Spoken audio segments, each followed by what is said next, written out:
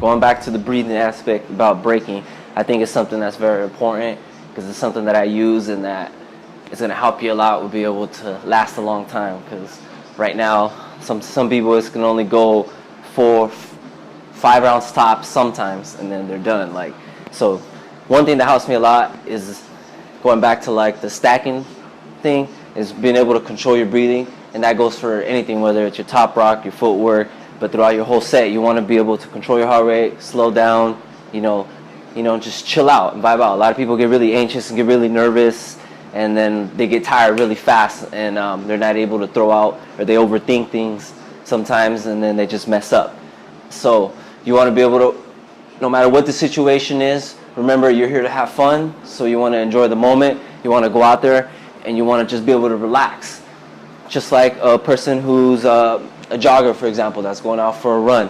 When they're running, they're not like tiring themselves out. They're learning how to control their breathing, control their heart rate, and then they can go forever. You just go for it. So that's the kind of same thing you want to do with breaking. So if I'm going out with my top rock, even though my top rock changes levels, whether it's a simple like I'm going really slow tempo and then I speed it up, I'm still want to be able to have the same breathing, the same control of my movements, so you don't tire yourself out. Okay, so no matter what your movement is, learn how to control that breathing. If you decide to do a dynamic move, whether you're like top rocking, that should be like, you should be breathing out, boom, in through your nose, out through your mouth, just like any other sport. So you want to be able to do that, and then when you throw a dynamic move or you jump into something crazy, remember to, it's kind of like a burpee. Like someone does a burpee, you explode, you kind of like, you fire out of that move.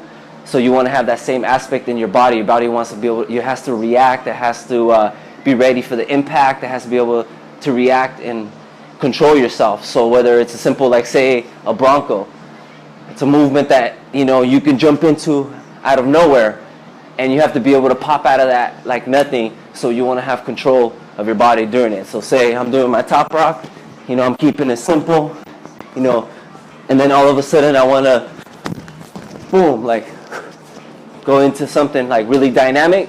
The whole time my breathing is staying controlled. My body is flexing when I know it needs to be flexed, which at that moment is when boom, boom, boom. So everything needs to be crisp, it needs to be controlled, there needs to be breathing in between everything, and then it's going to come out clean.